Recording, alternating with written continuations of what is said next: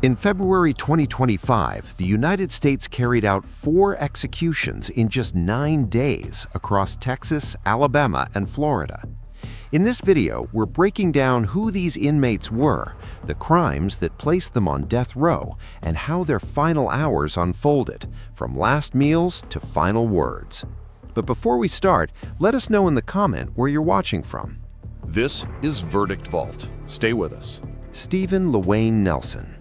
On February 5, 2025, the state of Texas carried out the execution of Stephen LaWayne Nelson, a 37-year-old man convicted of murder and capital offenses dating back more than a decade. Everything began on March 3, 2011, inside the quiet walls of the North Point Baptist Church in Arlington, Texas. According to court records and investigative reports, 28-year-old pastor Clinton Clint Dobson was in his office that day, alongside 69-year-old church secretary Judy Elliott, when Stephen Nelson entered with the intent to commit robbery. Prosecutors later determined that Nelson strangled Dobson with a computer extension cord and suffocated him with a plastic bag, leaving the pastor dead inside his place of worship. Judy Elliott survived, but was left with significant injuries to her head, arms, and back. Investigators recovered Dobson's and Elliott's belongings in Nelson's possession, including credit cards and a laptop, and matched DNA from bloodstains on Nelson's shoes to the victims. His fingerprints were also linked to the scene. At the time of the attack, Nelson was on probation for a prior assault on his girlfriend and had failed to report to his probation officer earlier that day. Nelson was indicted on capital murder, theft, and burglary charges. In October 2012, a Tarrant County jury found him guilty, and he was sentenced to death later that month. Nelson maintained his innocence throughout the process, insisting that he was only a lookout during the robbery, and 2 accomplices committed the actual killing, individuals who were never charged. Despite his claims, none of Nelson's DNA was directly found on the victim, but the combination of physical evidence and eyewitness testimony proved persuasive to jurors and appeals courts alike. Over the next decade, Nelson exhausted multiple appeals. The Texas Court of Criminal Appeals denied his direct appeal in 2015. A federal district court and the Fifth Circuit Court of Appeals upheld the conviction and sentence in subsequent years. A petition to the U.S. Supreme Court seeking a stay of execution was also denied just days before his execution. For nearly 14 years, Nelson remained on death row at the Polunsky Unit, the maximum security facility where Texas houses condemned inmates. During that period, he married Helene Noah Dubois, a French immigrant he met through a prison letter-writing program. In interviews before his execution, Nelson continued to proclaim his innocence of the murder itself, accepting responsibility for being present, but insisting his co-defendants were the ones who killed Dobson. "I'm here on death row because of what somebody else did," he told reporters. He also spoke about the emotional toll of waiting for execution. "You're waiting to be put to death, so that kind of breaks a little part of you every day," he said. On February 5, 2025, at approximately 6:90 p.m. Central Standard Time, Texas officials administered a lethal injection of pentobarbital to Nelson at the Huntsville Unit, a facility long associated with capital punishment in the state. He was pronounced dead shortly thereafter. Nelson's execution was noted as Texas's first of 2025 and part of a broader schedule of capital punishments underway across the United States. Unlike many death row inmates who take the opportunity to issue statements about guilt or innocence, Stephen Nelson's final words were remarkably personal and introspective. In his last moments, Nelson addressed his wife, expressing love and appreciation. According to the Texas Department of Criminal Justice's official record of last statements, "I will always love you no matter what. I'm thankful and grateful. It is what it is. Always live for me and enjoy life. No, I'm not scared. I'm at peace. I'm ready to be at home. Let's ride, Warden." He reportedly also told his wife to enjoy life and, as the lethal dose began to take effect, said, "Let me go to sleep," and uttered the word love once more before losing consciousness. Unlike many executed inmates who traditionally receive a requested final meal, Nelson did not receive a final meal from the state. Texas abolished special final meals decades ago after an infamous incident involving another condemned prisoner. The family of Pastor Clint Dobson released a statement on the day of Nelson's execution, choosing to focus on their memories of the slain pastor rather than on his killer. "As a family, we have chosen to take this day to focus on the great memories we have of Clint," they said, underscoring the enduring emotional impact of the crime. James Dennis Ford. On February 13, 2025, James Dennis Ford, age 64, was executed by the Florida Department of Corrections at Florida State Prison in Rayford, Florida. Ford had been on death row since 1999 after being convicted in Charlotte County of a brutal double murder committed in 1997, a crime that unfolded in front of the victim's young daughter and left a lasting imprint on the community. In April 1997, James Dennis Ford lured Gregory "Greg" Malnory, 25, and his wife Kimberly Malnory, 26, to a rural sod farm in Charlotte County, Florida, under the guise of a fishing trip. Court records show the couple worked together and Ford arranged to meet them that day. Once at the remote farm, the attack turned horrific. Ford shot Gregory Malnory in the head with a .22 caliber rifle, beat him with a blunt instrument, and slit his throat. Kimberly Malnory was beaten, raped, and then shot to death with the same rifle. Ford initially told investigators that the couple was alive when he left to go hunting, but evidence and later testimony contradicted that claim. Prosecutors presented a case built on physical evidence recovered from the scene, including the rifle found in a nearby ditch after Ford's truck ran out of gas, and the overwhelming weight of forensic connections to the murders. A jury ultimately convicted him of capital murder, sexual battery with a firearm, and child abuse. Tragically, the couple's 22-month-old daughter was in the family's open pickup truck nearby, strapped in her seat during the attack. She survived more than 18 hours alone before a farm worker discovered the scene, finding her covered in her mother's blood and suffering from insect bites before rescuers arrived. Following his arrest and indictment, Ford was tried in Charlotte County and convicted of the murders of Greg and Kimberly Malnory. The jury voted 11-1 to recommend the death penalty, and the trial judge agreed, sentencing him to death. Ford's legal team pursued years of appeals, including claims that he suffered from an intellectual disability and had a mental and developmental age lower than 18 at the time of the crimes, an argument grounded in Roper v. Simmons, 2005, the U.S. Supreme Court decision that prohibits executing individuals who were under 18 at the time of their capital offense. However, state and federal courts rejected this argument, noting that because Ford was 36 years old at the time of the murders, he could not qualify for that legal protection. His appeals were denied by the Florida Supreme Court, and ultimately the U.S. Supreme Court struck down his final appeal on the eve of his scheduled execution. In the years leading up to his execution, Ford remained on death row at Florida State Prison, diligently scheduled for his sentence as courts and officials reviewed and upheld the law's application in his case. Ford spent more than 2 decades on death row, a period during which he filed numerous appeals and met with legal advocates working on his behalf. In his final hours on February 13th, he received visits from family members, a customary right extended to death row inmates before execution proceedings begin. At the evening of the execution, about 25 witnesses, including members of the victims' extended families, media witnesses, and officials, gathered at Florida State Prison as the lethal injection protocol was administered. At approximately 6:19 p.m. local time, James Dennis Ford was pronounced dead following administration of the standard 3-drug lethal injection, which typically includes a sedative, paralytic, and a drug to stop the heart. As the injection began, witnesses observed Ford's chest heave before all movement ceased, and officials confirmed he was unresponsive.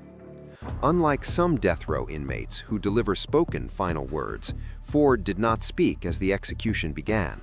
However, the Florida Department of Corrections reported that he had written a final message on paper before the execution, which read, "Hugs, prayer, love, God bless everyone." This brief written statement was the closest Ford came to offering a final reflection or personal expression on the day of his execution. In keeping with custom in Florida, Ford requested a final meal before his execution. Reports indicate that his selection included steak, macaroni and cheese, fried okra, sweet potato, pumpkin pie, and sweet tea. This combination of comfort foods reflects a regional Southern palate and represents the choices Ford made in his final hours before the lethal injection was administered. In the aftermath of the execution, some of the Malnory family, particularly Deirdre Parkinson, Kimberly's stepmother, spoke to reporters expressing a sense of relief that justice had been served, even as the passage of time and the peaceful nature of the execution left complex emotions in its wake. Richard Lee Tabler. On February 13, 2025, the state of Texas carried out the execution of Richard Lee Tabler, a 46-year-old man convicted of multiple murders committed in Killeen, Texas in 2004. Tabler's case spanned 2 decades, involving a brutal double homicide. Richard Lee Tabler's criminal actions in late November 2004 began with what prosecutors described as a planned murder during Thanksgiving weekend in Bell County, Texas.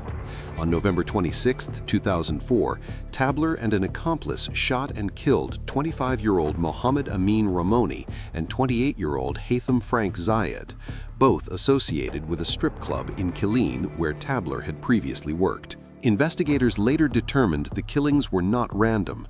Ramoni was the manager of the club where Tabler had been banned after a dispute, and Zayed was a friend of Ramoni's. Tabler lured them to a remote area under false pretenses and shot them both. 2 days after the initial murders, on November 28th, Tabler allegedly killed 2 teenage dancers, 16-year-old Amanda Benefield and 18-year-old Tiffany Lorraine Dodson, who also worked at the club. Prosecutors said Tabler lured them with promises of drugs before taking them to a secluded location and shooting them. Tabler's confessions linked him to all 4 killings, though he was only tried and sentenced to death for the murders of Ramoni and Zayed. His alleged accomplice, Timothy Doane Payne, was convicted as well, but received life imprisonment when prosecutors opted not to seek capital punishment in his case. Tabler was convicted of 2 counts of capital murder in connection with the deaths of Ramoni and Zayed. The trial centered on his admissions and the evidence presented by prosecutors tying him to the crime scene, as well as his statements about later killings. He was sentenced to death, and his appeals ultimately failed as he remained on Texas death row at the Allen B. Polunsky unit for roughly 17 years. Unlike many death row cases where inmates exhaust all appeals, Tabler at times sought to waive his rights to further appeals, a legal strategy that generated debate about his mental competency and counsel representation. Lawyers with the American Civil Liberties Union, ACLU, argued that his legal team essentially abandoned him when he waived post-conviction review, but the U.S. Supreme Court declined to intervene. During his long incarceration, Tabler's behavior and statements reflected periods of introspection and spiritual searching. He became associated with religious activity among fellow inmates and expressed emotional conflict about his past actions. Some reporting notes he embraced a sense of religious redemption and took responsibility for the harm he had caused. Despite these shifts, the gravity of his crimes, especially the murder of young victims, ensured the prosecution and victims' families continued to seek justice through execution. On February 13, 2025, Tabler was put to death at the Huntsville unit in Texas, becoming one of the state's early executions in 2025. He was pronounced dead at approximately 6:38 p.m. CST after receiving a lethal injection of pentobarbital, the sedative commonly used in Texas executions. Witnesses included relatives of Ramoni and Zayed, some of whom had attended the execution in person.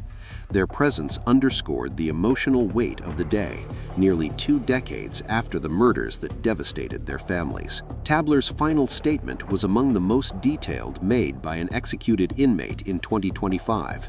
Addressing the families of his victims, he said, "There is not a day that goes by that I don't regret my actions. I had no right to take your loved ones from you, and I ask and pray, hope and pray that one day you find it in your hearts to forgive me for those actions. No amount of my apologies will ever return them to you." He went on to express love for his family and friends, gratitude towards his legal representatives and supporters, and referenced his spiritual beliefs as a source of personal peace. Tabler told officials, including the warden, that "I am finished" before the drugs took effect. Witnesses reported he mouthed "I'm sorry" one final time. This extended statement was noteworthy in its depth, covering remorse, faith, personal reflection, and a plea for forgiveness, rather than a brief declaration or silence that is sometimes typical in execution protocols. Unlike some states that allow condemned inmates to request elaborate last meals, Texas no longer permits special final meal requests following a policy change after a controversial order in 2011. Texas now offers the same daily meal available to the general inmate population, or none at all. In Tabler's case, no special last meal was publicly reported, consistent with Texas Department of Criminal Justice policy. This absence is not unusual for executions in the state since the rule change. Demetrius Terrence Frazier. On the evening of February 6, 2025, Demetrius Terrence Frazier, a 52-year-old Alabama death row inmate, was executed at the William C. Holman Correctional Facility in Atmore, marking one of the most controversial and closely followed capital punishments in recent U.S. history. Frazier's execution was carried out using nitrogen hypoxia, a method that remains uncommon and deeply debated in legal and human rights circles. Frazier's criminal history spans multiple states and decades. Born on October 29, 1972, he was convicted of a string of violent offenses in the early 1990s, including rape, murder, and armed robbery. According to public records and law enforcement reports, he was responsible for the rape and murder of 41-year-old Pauline Starks Brown in Birmingham, Alabama in November 1991, following a residential break-in, the murder of 14-year-old Crystal Kendrick in Michigan in 1992, a killing tied directly to a separate rape attempt, convictions in Michigan for multiple other rapes and felony offenses. For Brown's death, a guilty verdict on capital murder charges in Alabama in 1996 resulted in a death sentence. Michigan, which does not have the death penalty, had already imposed multiple life sentences for the Kendrick murder and additional crimes before Frazier was transferred to Alabama's custody in 2011 to face execution proceedings. This dual-state conviction profile made his case legally complex and the subject of advocacy and appeals, especially from those who argued he should have remained in Michigan's prison system instead of facing capital punishment in Alabama. After decades of appeals and legal maneuvers, Frazier's execution date was set for February 6, 2025, by order of the Alabama Supreme Court and scheduled by Governor Kay Ivey. Defense efforts included a request to the U.S. Supreme Court and lower federal courts, hoping to block the execution on procedural grounds and to challenge the state's use of nitrogen gas, but these efforts were unsuccessful. The method of execution, nitrogen hypoxia, involves replacing breathable air with pure nitrogen, leading to death by oxygen deprivation. Though supported by some as an alternative to lethal injection, the approach has drawn criticism from death penalty opponents and some legal scholars as experimental and possibly in conflict with the Eighth Amendment's ban on cruel and unusual punishment. Frazier's case drew particular attention because of his extended criminal history, the involvement of two states with different sentencing philosophies, and the relative novelty of nitrogen hypoxia as an execution method in the U.S. Alabama had carried out only 4 such executions by early 2025. On the evening of his execution, Frazier was led into the chamber at Holman Correctional Facility. He was pronounced dead at approximately 6:36 p.m. CST after the nitrogen protocol was administered. During the process, observers reported that Frazier showed signs of movement and respiratory struggle before losing consciousness, developments that fueled ongoing debate about the method's humaneness. Prior to the start of the execution window, Frazier spent his final hours in the company of his mother, sister, and legal counsel, a common right afforded to death row inmates in their last day of life.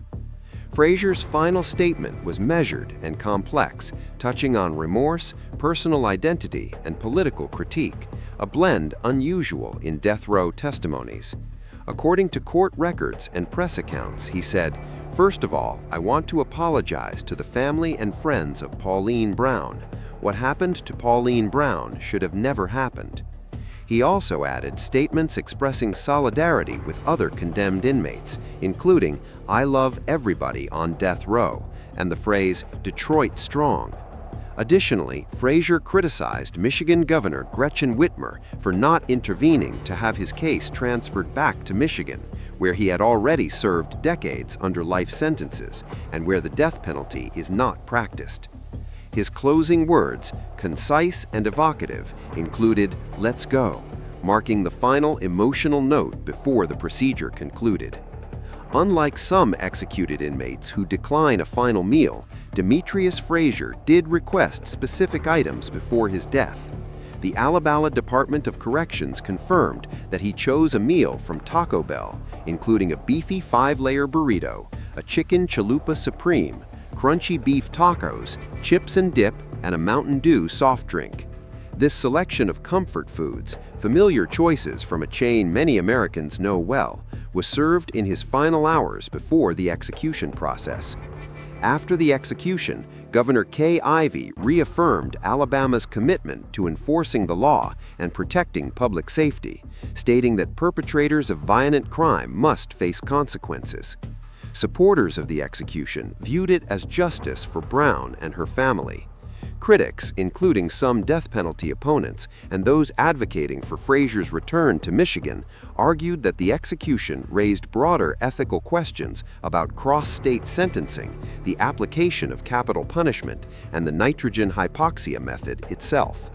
Demetrius Terrence Frazier's execution stands at the intersection of evolving capital punishment practices, interstate criminal justice complexities, and ongoing debates over humane methods of execution, particularly nitrogen hypoxia, which remains rare and polarizing in the United States.